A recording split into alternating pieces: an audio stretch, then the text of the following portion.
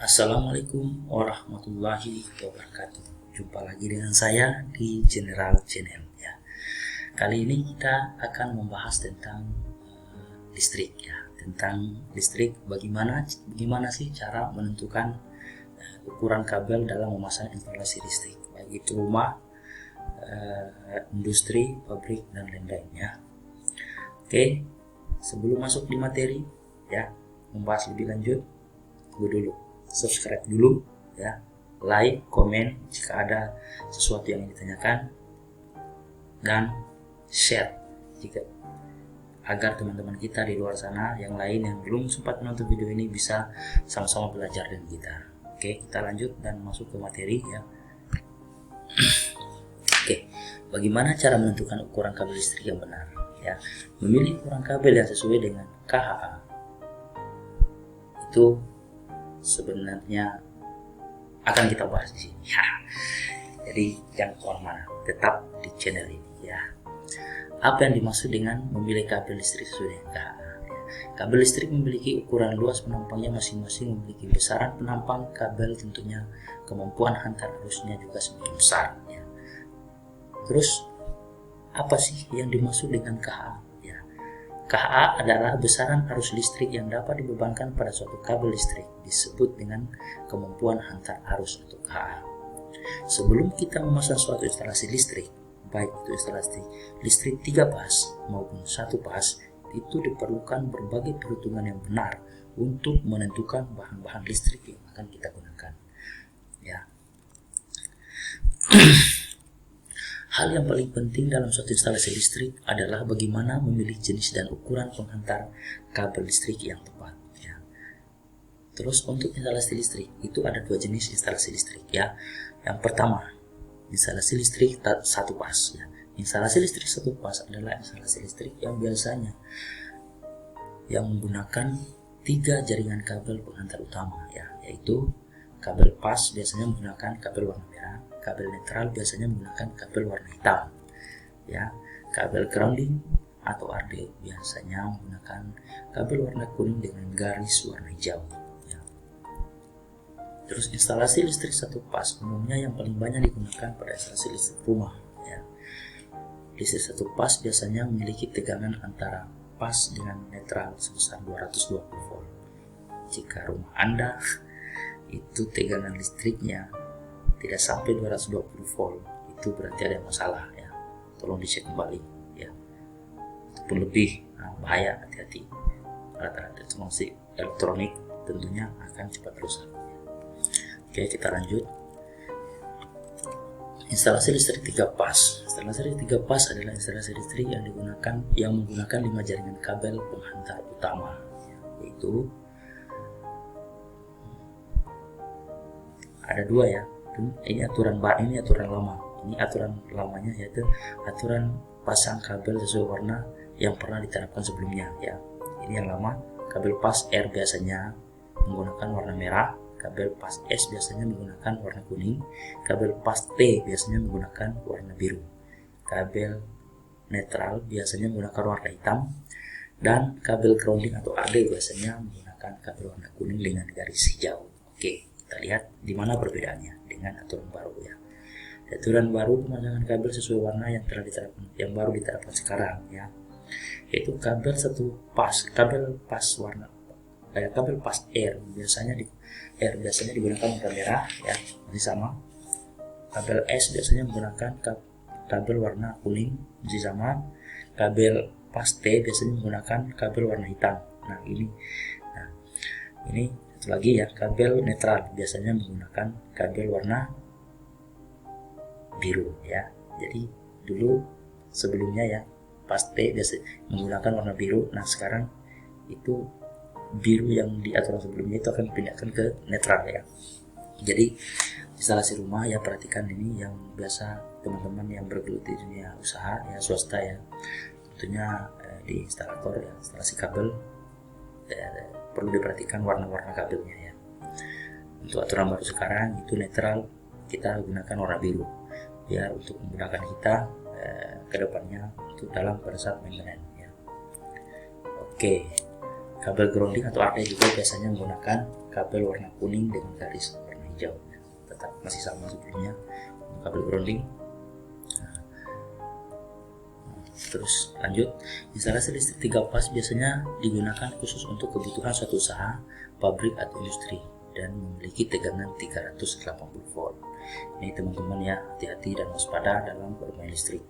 Tentunya yang bekerja di bidang listrik untuk instalasi 3 fase dengan tegangan 380 volt ini sangat berbahaya dan sangat riskan buat kita. Jadi utamakan keselamatan dalam bekerja ya. Nah, anak dan istri menunggu di rumah ya. Oke, kita lanjut. Setiap instalasi listrik diharap memiliki standarisasi warna kabel penghantar ya. Ini bertujuan untuk memudahkan atau mempermudah dalam pemasangan dan perbaikan nantinya. Ya, oke, lanjut. Hal yang penting dalam pemasangan instalasi listrik adalah bagaimana memilih dan menentukan ukuran kabel penghantar listrik ya. Kabel listrik yang akan kita gunakan instalasi listrik tersebut harus mampu dibebani dengan berbagai daya listrik dari berbagai peralatan listrik yang digunakan ya. Oke, kita lanjut. Nah, muncul lagi pertanyaan selanjutnya, mengapa ukuran kabel harus disesuaikan dengan beban yang ada ya. Kabel listrik berfungsi untuk menghantar arus listrik dari sumber listrik menuju beban daya suatu alat listrik. Semakin besar daya dari berbagai alat listrik yang digunakan, tentunya akan membutuhkan ukuran kabel yang besar pula. Karena jika beban arus yang besar ditanggung oleh penghantar yang memiliki ukuran kecil atau melebihi kemampuan hantarnya, itu akan menyebabkan suhu kabel menjadi panas, bahkan dapat menyebabkan kebakaran.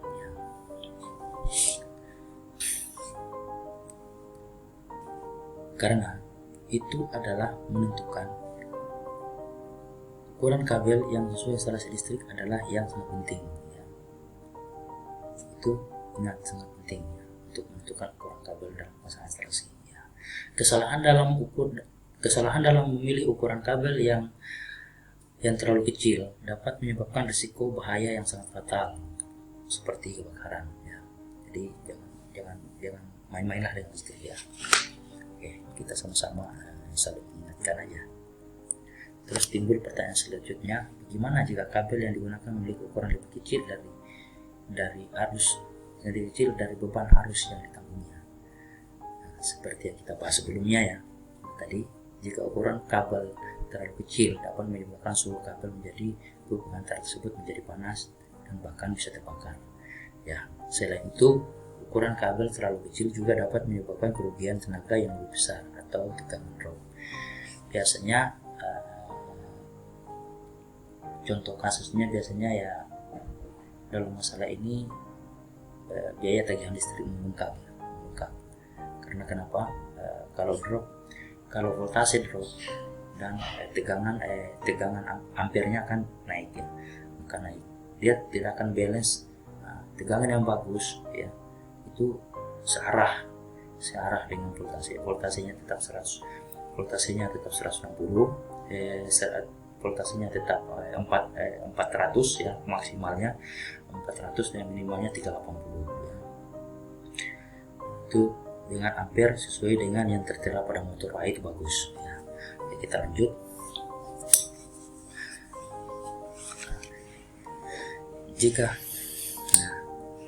Timbul pertanyaan selanjutnya, bagaimana jika menggunakan kabel ukuran yang jauh lebih besar melebihi total arus yang ada? Nah, jika kita menggunakan kabel penghantar listrik yang jauh lebih besar dan bahkan melebihi kebutuhan total arus listrik yang akan ditanggung kabel tersebut, hal ini memang lebih baik. Hal ini lebih baik.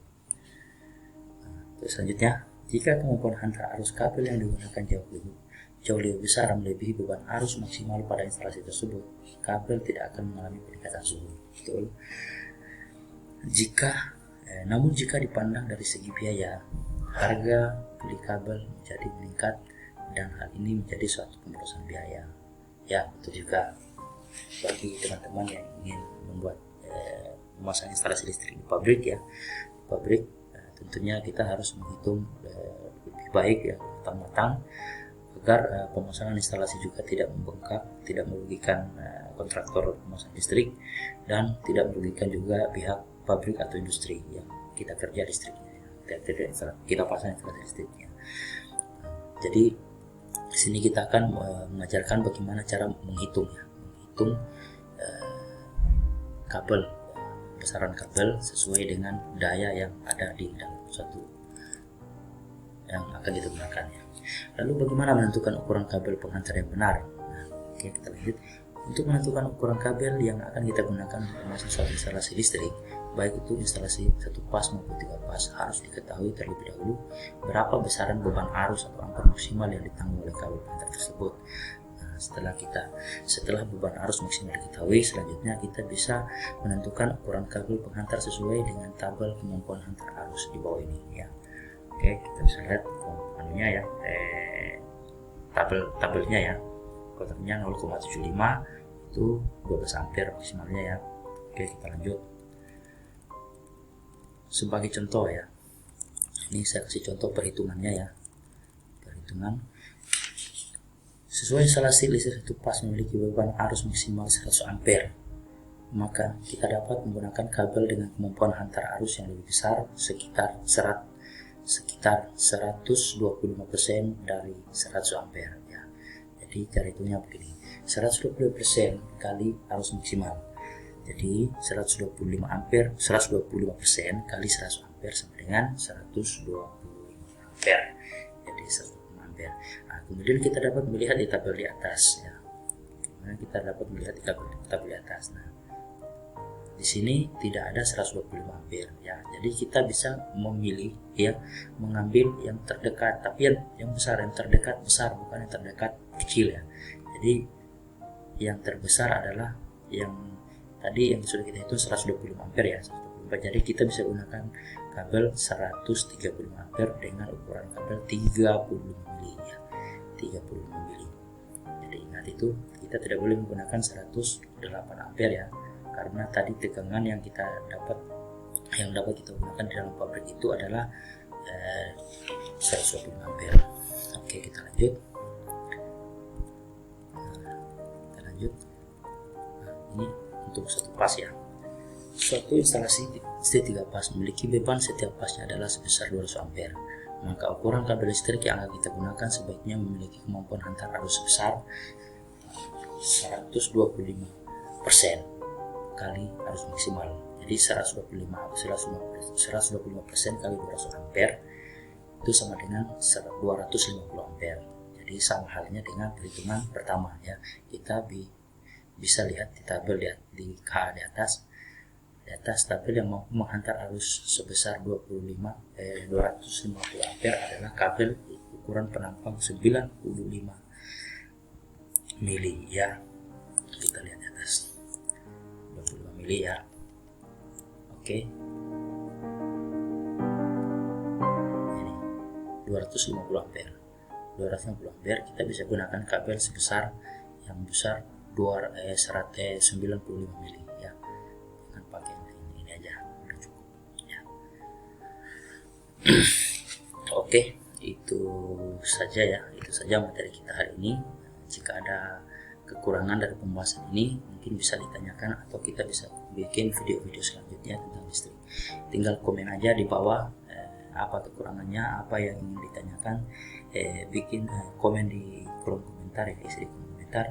Kita akan membuat video selanjutnya tentang apa yang Anda ingin ketahui, baik itu listrik, mesin diesel ya, refrigerasi, tentang menggulung dinamo, itu tidak ada masalah.